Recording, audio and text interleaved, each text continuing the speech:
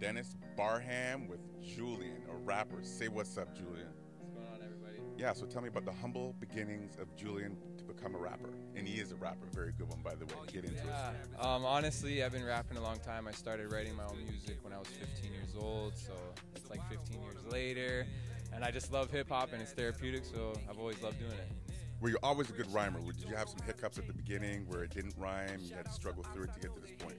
Well, of course. I mean, like anything you do in life, it takes practice. And just over time, I kept writing and I kept freestyling. And I just got better over time. And now I just feel I've perfected it. Now, did you get support from the beginning?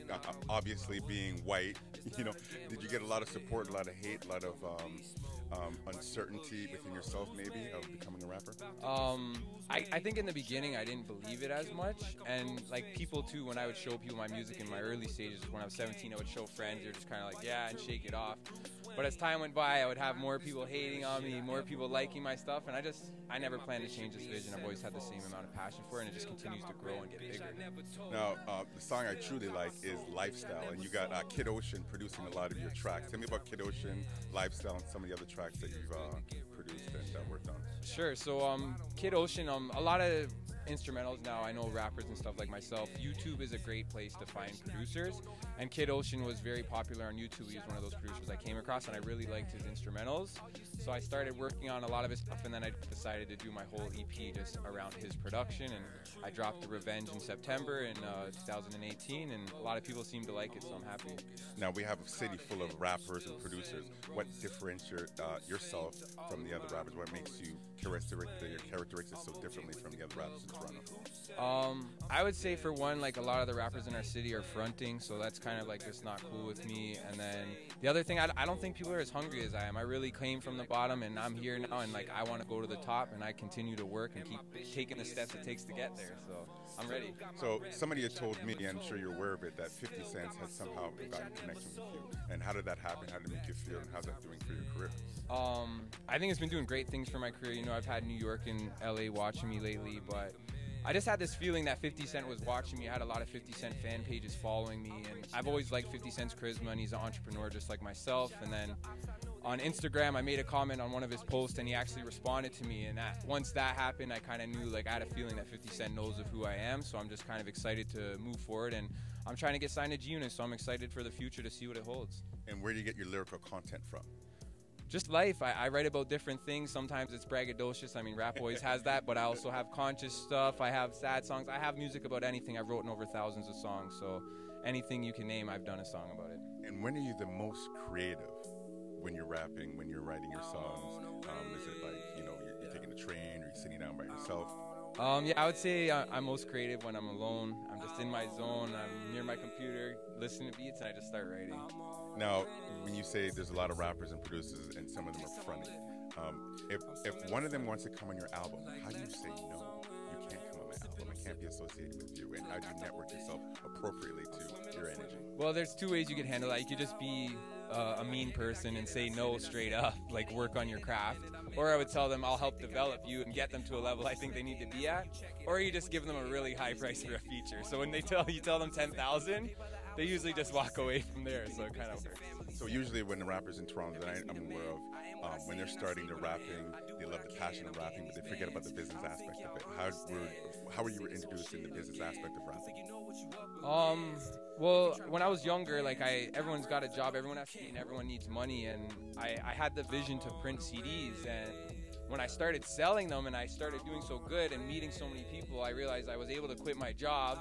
And like the whole backpack thing, I know old heads used to do that in the 90s, so I got OGs respecting me for that. I can show the youth how to make money. Selling CDs and selling your art is where it's at. I've been able to quit my job now and do that, and I just keep doing it. Now, your production is only from Kid Ocean, or are you able to produce your own songs, or how involved are you with your songs and your music content? So Kid Ocean was just for that project that came out in September.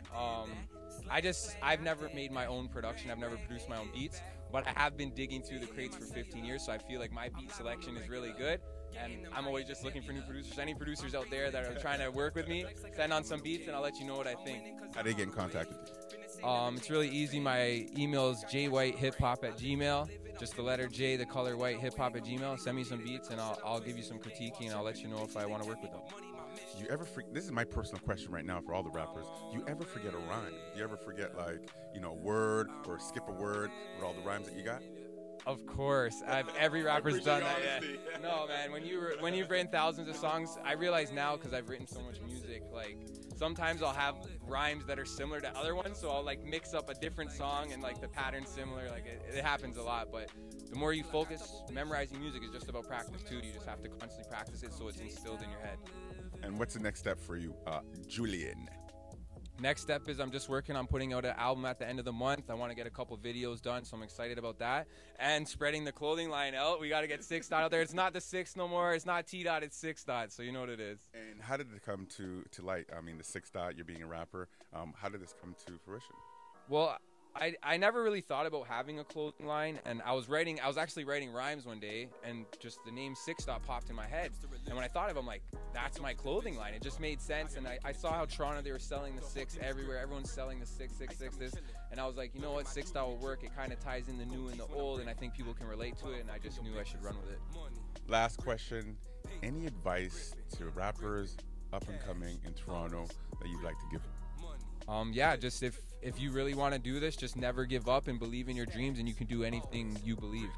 Simple. What inspired you to be a rapper? Originally how I started writing was I grew up in Toronto, but then my family had moved out to Hamilton, and I had no friends. It was around high school, so it was like I was in a new atmosphere, and I just started writing. That was how it all started, and then ever since then I've never stopped writing. I didn't know you were from Hamilton, so you were the popular guy in Hamilton that was a rapper. Yeah, well, I mean, Hamilton's kind of a smaller city, so it was easier to kind of spread, and I know I still have a lot of friends in Steel City, so shout out to them, but Toronto's my home. It is 6 Dot. So. He says Steel City. I haven't heard that in a while, Steel City. So when you started rapping in Hamilton, is there a platform for rappers to develop their skills?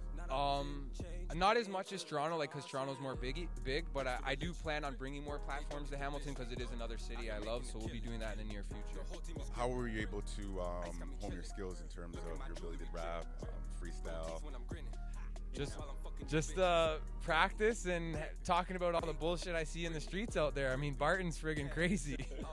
And so how did you get from Hamilton to Toronto? Honestly, I got caught up with too many wrong people out there, and I just knew that I had to come back to Toronto. I had to escape from the negativity. And when I came back to Toronto, the original reason I never started recording, because studio time was always expensive. I was a young teenager. But when I came back to Toronto, someone told me, oh, there's a community center and there's free studio time. So that was when I first started recording at Loft back in the day around Rich Kid, Junior T, Adam Bomb, people like that. And then, yeah, I've just been taking music serious ever since. All right, man. Who do you want to shout out? Who do you want to shout out? Yeah, I just want to shout out the whole team and all my fans lately, whoever's been supporting the vision and gets the vision, and all the fans that like my music and showing me support. I really appreciate it, and I can't wait to show you my new music. So, Julian, we do this to everybody.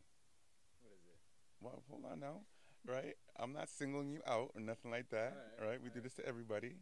We want you to give us a freestyle. Are you able to do that? I'm a real MC. Okay, you know, they're not going to come by your album if they don't know who you are, right? So here we go. All right. Usually I like holding the mic, but I'll let it go this time. Okay, so I'm the first one to do that? That's how bad I want the mic. That's not what I do. You know what I'm saying? Go ahead. Yo, what up? It's 6 Dot. I'm illin'. Don't make me put 6 dots on your head like I'm Krillin. But like you're Krillin. But yo, I ain't a gangster. I'm chillin'. And you could make money off all the beans that I'm spilling. Cause my intelligence is on this super echelon next level shit. Kill the instrumental quick. I'm on some old school mixed with the new school. Not a fool like most of y'all that brag about money, drugs, and jewels. I'm too cool for school. I skip class to write rhymes. I'm ill with the math. Got a sick craft. Get back. Hey, that's Julian. Yo, I should get like a dumpling from you or something like that.